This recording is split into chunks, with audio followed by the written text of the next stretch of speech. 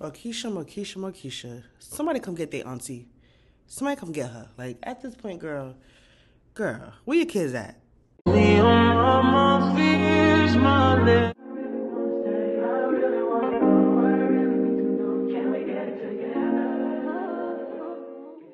Hey y'all, welcome back to my YouTube channel. It's your girl Brittany Summer, and I'm back with another recap of BMF Season 3, Episode 3. So y'all know what to do. Please like, comment, and subscribe, all that good stuff. And let's get into this recap. Y'all, the episode starts off with Meech going to the stash house, and it's being robbed. And guess who got robbed? 2 Chainz. Okay, it smelled like a setup to me.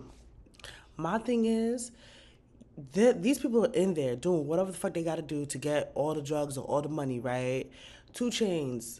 What happened? What happened inside that room? What's going on? How would they be able to do that? Like, you didn't shoot off no gun. You didn't protect yourself. No, they didn't kill you. I'm confused. And you just bust out the door like, oh man, they got our stuff. Excuse me? Even when they bust out the house, and 2 Chainz was like, oh, we got robbed. Even Meech was like, oh, shit, let me pull out my gun and bust at them. Like, let me shoot at them. 2 Chainz, where's your guy? Like, where's your 9? You're telling me that you're doing what you're doing and you don't have no gun on you? Okay. It smells fishy and I don't like it. Okay, so now at this point, Meech realized that Angel basically downed him out. Like, that was a setup. Her telling him the Connect's name, that was a setup.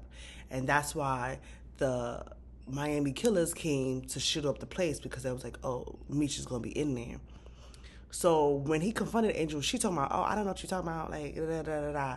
And he like, all right, cool, I see where you at, cool. Here come Neo. The perm is not hitting. It never does. Just shave that. We all know you bald, so it's not where it's at, Neo. Why? Neo comes and tell Angel that Puffy is waiting for her. And in my mind, I'm like, I hope it's not Puff Daddy. Because that's a damn lie. That's a damn lie. Puffy is not waiting for her. Ew.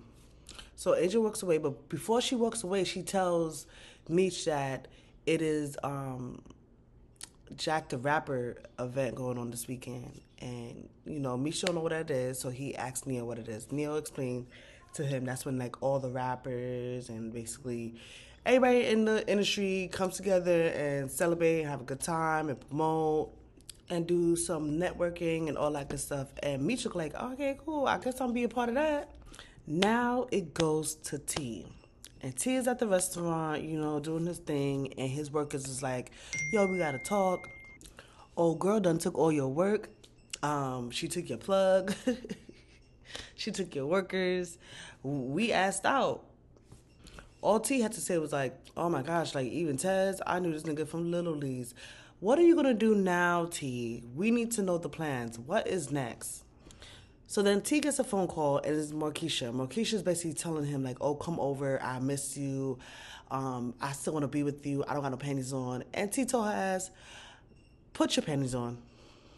You're good. Markeisha was like, T-shirts and no panties on. He was like, I don't care. Put your panties back on. I don't want it. And he banged on her. The way Markeisha looked, she looked really surprised, like, genuinely, like, oh shit, he dubbed me. Like, what the fuck? How can he dub me? Yeah, girl, he dubbed you. Put your panties back on. So after that, T decides to call a meeting with all his workers. And they all was like, deuces, peace up, A-Town down. We not fucking with it. Good luck. We get our bread over here. So the only people that stayed with him was 3 people, I believe. One of the guys that T convinced to stay was Dez. And that's the guy that he did Little Leagues with. So he basically was like, yo, your job is to spy on homegirl, you feel me? I want to know what's going to happen, what's she doing, who's her plug, how she moving weight. Like, I want to know everything. So to be honest, I feel like that's the best thing T have done. Like, so far, like, the smartest shit, like, hands down. Like, okay, keep it up. What's next? What are you going to do now? Now let's take it back to Atlanta with Meech. Meech is with his whole crew. 2 Chainz. I think that's a little baby back there. Tanya, who I like very much. She is so dope. So now everybody trying to figure out who robbed them and why and who could it be and all that good stuff, right? The only person that has a problem with it is 2 Chainz. 2 Chainz is highly upset. Why? You're the reason why we got fucking robbed in the first place, 2 Chainz. What you so upset for? So 2 Chainz steps to me, she was like, "Oh, I'm not gonna be right up for you no more. Like, fuck out of here. Like, I'm gonna get my own weight and I'm gonna move my own shit and I'm gonna get my own bread." And he was like, "Me and my crew is dipping." And he turned around and his crew was like, "Nah, kid, you could go by yourself. Me to take care of us. I don't know what you talking about. I don't even understand why you feeling this way. You're the reason why we got robbed." So somebody in the crew was like, "Yo, but how we gonna get paid, whatever?" And Mitch was like, "Yo, I'll pawn my Rolexes so y'all could get broken off something, right?" And everybody was like, "Lit, that's what's up, Mitch. Like, whoa, you really taking care of us, whatever." And 2 Chainz was like, "Yo, you can keep your motherfucking money. I'm out." And he left. So now I really believe 2 Chainz was not on their side in the first place. I knew that shit from the beginning. It's giving sus. So at that point, Meech decided, is like, "Yo, since my place got robbed, I think I need a new spot. And the best place to go is somewhere like in Decatur where there's gated communities. Nobody's going to expect me being there. I need to get a house." So that was his plan. And for my understanding, that's why he flew his daddy out, so his daddy could sign those papers. Even though his daddy was so close to signing those papers, he had to go read the documents and then realize that, okay, they forged a lot of things, like his pay and everything else. And his father was not fucking away. He was like, "Nah, nah, nah, nah, hell no. You tried me on some fraud shit. I don't make this much. It don't make no sense. Like, blah, blah, blah, blah." And Meech was like, "Son, I'm trying to do this for my safety. Don't you want me to be safe? My place just got robbed. Like, Daddy, I need this. I need your help." So finally, his daddy did sign the documents.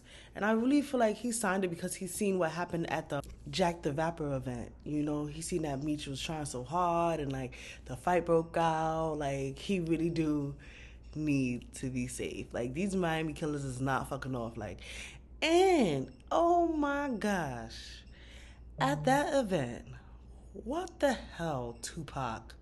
I honestly feel this is a guy that looks just like Tupac in Hollywood. Why y'all didn't call him? Like, why y'all getting mad? He don't look like, please. Oh my gosh, what the fuck was that? I was so disappointed in BMF. I was like, "Are you dead ass? Like, this is what's happening right now? Like, this is what's going on? We gonna do this? Okay, I guess I have to watch it."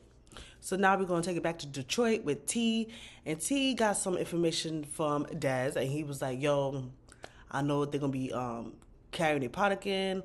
We just gotta make sure it'll get to where its destination is." So T was like, "Yes, whatever y'all gotta do, stop it." So in the process of trying to stop the ambulance from making it to its destination, they kill the driver. The detective Ron shoots one of them. The cops come because, you know, the cops was definitely on their trail. The cops come. The ex partner of Ron gets shot in like her chest arm area, and she looks like she's gonna die. She looks right at Ron like, "Okay, what you into?" I thought he's gonna kill her because, you know, if she survives this, she's definitely gonna tell what she's seen. So maybe he trusts her that she's not gonna say nothing, but I wouldn't do it. Nope. At that point, you know, Detective Vaughn had to go back to Homegirl and let her know that, like, yeah, it didn't really go down the way we planned. Your cousin got shot. He's dead. Sorry. Yeah, but Terry did that shit. So now Homegirl's like, "Yo, I want to know every information you have on Terry because this nigga is going down." Now back in Detroit, DCF want to know everything about Terry and his baby mother and his child. They ready to take that baby away. My thing is, why did Lawanda go straight to Markeisha? Like, this is Markeisha. It has Markeisha's name on it. Why would you think that? Like, that would never came to my mind. Like, oh yeah, she tried to tear our family apart by getting your baby taken away. How is that helping her with Terry? That's not gonna work for her. You know what that did? Good for her, Lawanda. You know what that did? That took his ass right to Markeisha. So he went right to her house. Yes, he sure did. And that they got reacquainted. It's a wrap now. You never should have sent him over there, bitch. Like, why would you do that? Let's discuss Lucille getting her groove back. So now she look like she at the church and she doing an event for the church, so she's baking and stuff with her homegirl. Her homegirl tell her, like, "Yo, if Maurice is checking for you, I think you should like holler at him. Like, don't waste your time, girl. No regrets. Your ex-husband, well, you know, y'all separated now, but he did what he had to do. Now it's your turn. And Lucille was like, you know what? I don't want to do that. Like, I'm still married at the end of the day, blase, blase. And her homegirl was like, life is too short. If you like that man, hit him up, right? So that's what Lucille did. She hit him up. And they definitely was chilling, had a good-ass vibe. And he gave her a check for the church. She looks like she's wide open. I'm like, girl, get your man, girl. I'm happy for her. Oh, let me talk about the scene that happened in the Jack the Rapper event when Tanya, because of Tanya, that's why I really fuck with her. She peeped that the guy that Charles was hanging out with is a Miami killer. So she told Meech. And Meech stepped up to him, and they was not backing down. And that's how the fight ended up breaking out. But did y'all see Tanya with the chair? I was like, look at her. And she a gangsta. Fucks with it. But also, in the midst of Meech and Glock going back and forth, Glock mentioned that he owns the pimp that be cleaning his money. So basically, he's selling out Neo. And I'm like, why you snitching on yourself? Why you snitching on him? Like, what the fuck? But anywho, that was a good scene. I fucked with that. I'm not gonna lie to you.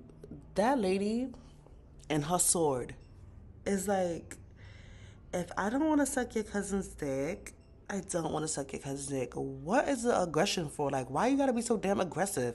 Why is a knife involved? Why do I have to get killed if I don't want to suck somebody's dick? Like, you're doing a lot. Like, bro, ma'am, put the knife away.